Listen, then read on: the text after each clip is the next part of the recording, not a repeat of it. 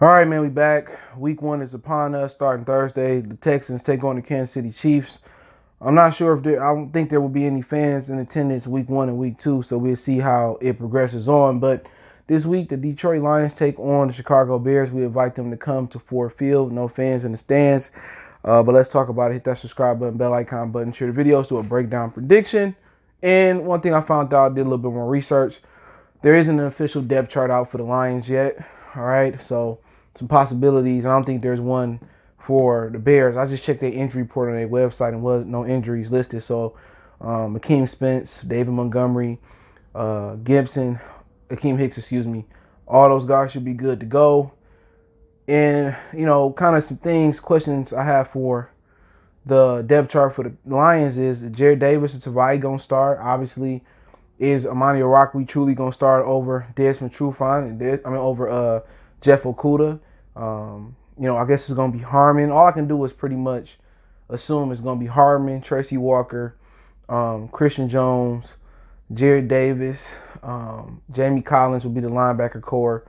This is how it's listed on ESPN. And then the defensive lineman is Romeo Cora, Danny Shelton, Deshaun Hand, and Trey Flowers.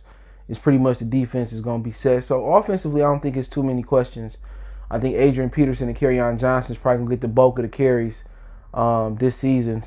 This game. So I think DeAndre Swift has been reported he had a knee injury. So I'm not sure if he's going to play a lot or at all. So you might see Ty, Peterson, and Kerryon mostly Sunday. Obviously Stafford is healthy. The receiving core, you know what it is. Galladay 1, Jones 2, Amendola working the slot. Tight end is probably going to be a lot of Hockenson and a lot of Jesse James out there together. In the line, you know what it is. From right to left is a Big V, Jonah Jackson, Ragnow, Dell, Taylor Decker. So there ain't really no enigma about who's starting on offense, just defense. We kind of worried about a few things there. And if Tavai don't start, then once again, what is he going to his second year? I believe it is. So second year, he's still not starting. I think that raises some concerns as well too, especially for Will Harris. Second year and he not starting, kind of don't look good, right? But kind of getting into this game. We did a season preview on Chicago not too long ago, but Trubisky is the quarterback. We now know that. Some people in Chicago like it, some people don't. Okay. Looking at what the Bears bring to the table, don't like their coach. He come from the Andy Reid tree. He liked to pass a lot. So no matter how bad his quarterback is, he believed in the passing.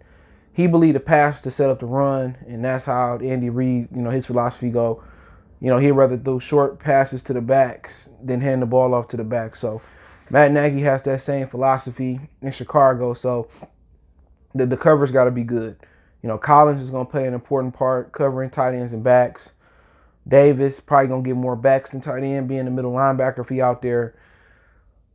Other than that, then you really looking at the matchups on the outside. You got Jimmy Graham on tight end. You got Anthony Miller, who I love coming out of Memphis. Him and was it Jack Jordan or Paxton Lynch had a good connection. Paxton Lynch didn't work out for the Denver Broncos, but Allen Robinson out there as well too. So pretty much, you're gonna get a lot of passes. So the coverage got to be good. You know what I'm saying? Historically, Trubisky has lit up the Lions. I don't know why. Pretty much under Matt Patricia. What was it? Mahomes' second year last year. So this is Trubisky's third year, and Mahomes and Watson third year in the league as well too. So he's been in the league as long as Matt Patricia. And what's worked so well for Trubisky is that the Lions get no pressure. They don't disguise coverage. So even a baby can go through the progressions, which Mitchell Trubisky has been some questions. Can he read defense and go through progressions? It's bland. It's as simple as it get. 1, 2, 3 ABC. What Patricia bringing to the table defensively. You know what I'm saying? So it's no mystery. So he can easily see and identify when he need to go to the ball. Even if the coverage is tight across the board, it's probably man with not too much help over the top. Maybe a robber, maybe a spy. So he can digest and go through those reads easily. That's why he got success. Bend don't break. He don't have to go under through his progressions. He don't have to, they don't disguise nothing. It's playing. So he can succeed when it's playing. And then when things break down, he has the ability to use his feet and break contain or make something happen with his legs. He roll out, improvise. The coverage kind of sucks towards him, and now he's throwing the ball over your head. So if Trubisky could play the Lions 16 weeks out of 16 weeks, Trubisky would probably be one of the best quarterbacks in the National Football League, and that's the honest truth. It's not an overestimation, no underestimating him. It's a simple fact that Patricia, he just believes in his system so much that he don't disguise nothing. So you don't have to confuse Mitchell Trubisky at all. So going against him is basically, can Udelin or will Udelin have the power to disguise coverage and really, pressure Trubisky? Once you start bringing that pressure and disguising coverage, he don't know who coming, who going. Then he get happy feet, and then he throw picks, and then he run without a purpose. So we talk about the Chicago Bears and how to contain Trubisky. It's simple: disguise, look like you coming, drop out, look like he coming, bring him, nickel blitzes, corner blitzes, twist stunts. You gotta throw the book at them. Look like they coming, bail out. You have to, look like you in a cover 4 matchup zone, but you really in Tampa 2. You have to disguise them, man. Play a little bit of zone over the top, man underneath. Play some cover 3, cover 4, cover 6, whatever the coverage is. You have to mix it up and make it look like it's something else. Confuse Trubisky. You also have to bring pressure so he can rush that one read. If you can take away his first read and rush him, he ain't gonna have no chance, or he not even quick enough in the mind to get to the second read. So when you talk about the keys to victory for the Lions this Sunday, defense going against their offense, it simply lies on the game plan.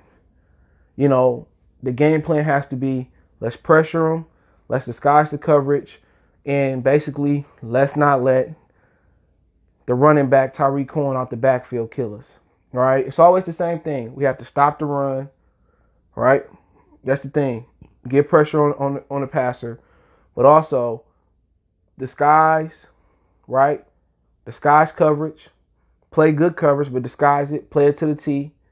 And at the end of the day, keep Trubisky in the pocket and make a quick and fast decisions. And I think pretty much they'll get the win, in my opinion. So, that's what it boiled down to. You're not dealing with no surgeon. His feet becomes difficult when you in prevent defense or bend don't break defense. Now we have to contain him, stop the run, pressure him. And it's not the fact that the Lions didn't get enough pressure last year. It's because of the scheme. You're rushing 3, you're rushing 4. And in theory, it's if you're rushing 3 or 4, the numbers are against you because there are 5 blockers up front. Then if the backs is chipping, they keep a tight end, the max protect, whatever it may be, is the numbers. Simply you have to have Reggie White, John Randall, Lawrence Taylor, and Khalil Mack out there legitimately could dominate with 4 rushers or 3 rushers out there against 5 or 6 blockers possibly at a time. So, for what it is, you have to make Trubisky act quickly. You know what I'm saying? And also, the coverage got to do their job. Don't give up no deep stuff, and trust your technique, and it's gonna be key out there. Coleman gonna see a lot of Miller in the slot, and Trufant and Amani gonna see a lot of Detroit native Ella Robinson out there. So everybody got to keep their head on the swivel, and for the defense, it never changes. Stop the run, rush the passer, be effective doing that, and also it's the scheme. If they come out there with the same Patricia scheme they did last year, Trubisky probably going to go over the 44 points, the over and under. So that's the point. Trubisky looked like a wizard versus us because Patricia's defense is perfect. Every time. For the last 2 years, it's been perfect versus him. So offensively, special teams got to be good. That's going to be the name of the game. A few years ago, Bears missed some kicks, and I think we benefited from that. People talking about, the Bears beat us. Though 5 of the last 6 times, we beat them for 3 straight years. 3 or 4 straight years, and people tend to forget that we dominated them for a stretch. Even before Patricia, when Patricia got here, that's when we started slipping versus them. So special teams is going to be important too. Field position. Last year we lost the game where somebody gave up a field goal block, extra point block, whatever it was. Also the return game is going to be key. Tackling is going to be at a premium too. So that's another key point I missed too. Tackling is going to be at a premium with not a lot of contact, no joint practices, not full OTAs, mini camps, and no preseason. Tackling, even though the defense usually, from my experiences, progress faster than the offenses, defense gonna need to tackle. You know what I'm saying? And if you don't wrap up and got form, it's gonna be high scoring Sunday and Thursday night and Monday night. So that's something to look at. But special teams gonna be key too. We got a new special teams coach from the Cincinnati Bengals. So we'll see if he can work his magic. Last one was terrible. I don't know where they got him from. I think like Central Michigan or something. But he was terrible shit. All right, but we can move on to the offensive keys. And there's no secret here. We don't have to spend a lot of time here. You paid Big V.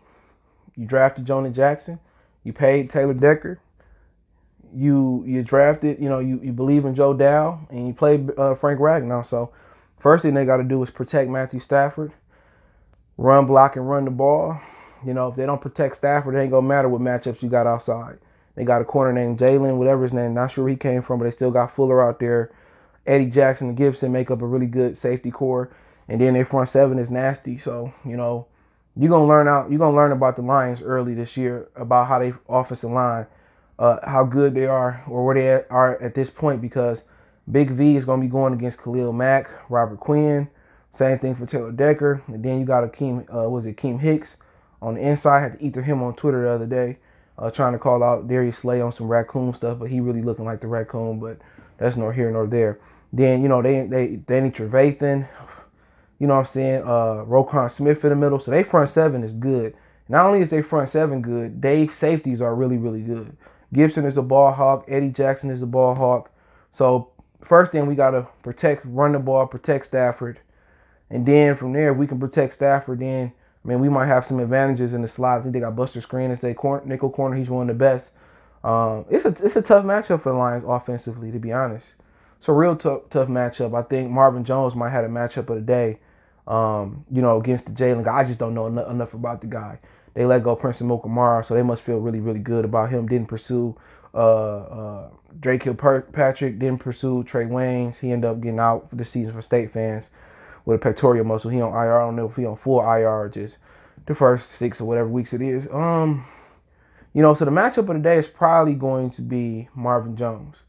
TJ Hawkinson, if he a beast, he have a good matchup, I guess. Maybe the versus safeties or Trevathan or Roquan Smith. But to be honest, man, the Chicago Bears defense was, what I say earlier, 4th in the league in points per game. And to be honest, they have the most dominant side of the ball this game. You know what I'm saying? They've been together for a few years. Robert Quinn really knew it. They got Gibson for the most part, they core been together for a while. So if they don't block this game, or they struggle offensive line wise, it's going to be a lot of 3-step drops, slants, speed outs. They got to block. Now, can they help the offensive line out? Early, Darrell Bevell got to run the ball with some success. You know what I'm saying? You got to run with some success. I don't think AP gonna be the answer. I don't think AP gonna have one of those games where it used to be Superman versus us. I think if this run game gonna be successful, it's gonna be on the hands of Kerryon Johnson, Ty Johnson, and DeAndre Swift if he play. But it's a tough matchup defensively going against these guys, man. But Darrell Bevell, got a good offensive mind. Deb had be ready, got aggressive defense. So we looking at screens, Rofer Skeever screens. We probably looking at some trick plays. But to really go into really keys for them is running the ball, protecting Stafford, and then really the matchup is Marvin Jones. But Eddie Jackson and Gibson are so good down the field, so Stafford really gonna have to lean on Amendola in that slot versus screen and Hawkinson in the middle of the field. Those gonna be the key, and also Swift and Johnson in the passing game is gonna be key. They got to get creative here with Chicago, but also Trubisky can also help out too with some turnovers and some picks and here and there. Force some 3 and outs. That Chicago Bear defense can get tired.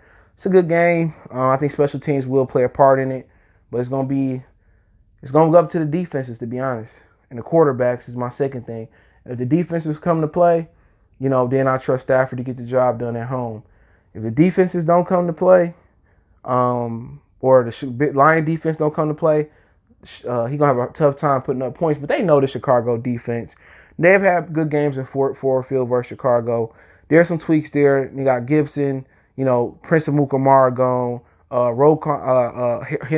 Leonard Floyd is gone. So I'm gonna pick the Lions, and I said this spread is gonna be under 44, so I can't be a hypocrite. I'm going to pick the Lions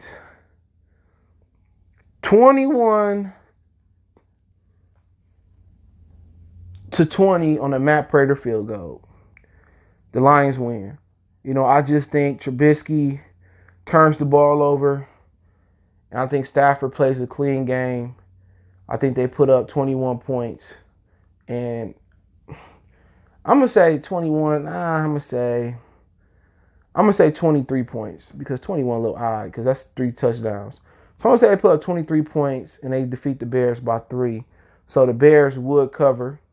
Like I said, they will cover. The Lions favored by 3. I did an odds video.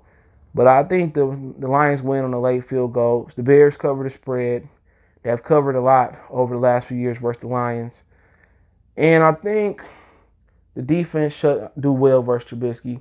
And I think the Lions do well versus one of the top 5 defenses on paper in the league, in my opinion. So my prediction, I'm rolling with it. Rolling with the Lions week 1. Last year, it was a draw versus the Cardinals. We won, and timeout kind of hurt us. So, it didn't affect our draft position either. Washington ended up getting ahead of us, even though they beat us, and we had the same record. But that's another conversation for another day. So let me know who you got winning Sunday in the comment section. Bear fans, welcome. Just keep it respectful. I ain't seen Ghost of Tribe Judah. Where you at, bro? You know what I'm saying? We ain't seen you all off season. So I'm looking for him. But hey, let me know what you think about the video. Don't forget you can follow us on Facebook, Instagram, Twitter. All the links in the description. Wherever you got business question, inquiry, sponsorship, video question, just want to chop it up. Twitter's the fastest way. Want to make a donation to the channel? Cash App CJ Good 313. PayPal link in the description. Best way to donate. Share the video and check my other channel out, Goodfellas Sports TV. You can check out our Detroit Lions predictions. Then we got a prediction playlist, so check that out. Regular line videos, Lions Talk playlist, and also Lions 101 for our live streams. Appreciate the love, support. One time for the one time. We gone.